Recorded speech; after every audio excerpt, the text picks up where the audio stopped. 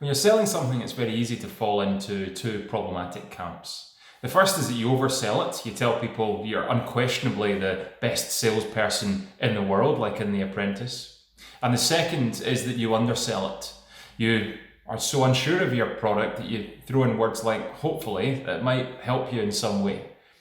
But if instead you find the middle ground, the evidence, that helps you to really assert yourself, to say, well, 6 of our last 7 clients actually went on to launch their business within a month of our advice. Or the reason we've been around for 30 years is that we have a 97% satisfaction score. That's the TripAdvisor model, it's the Google model that helps you, if you're going on holiday, for example, to look at external sources of guidance and choose them rather than simply the words of the person selling it. So the next time that you're selling something, avoid falling into the overselling or underselling and give people the evidence.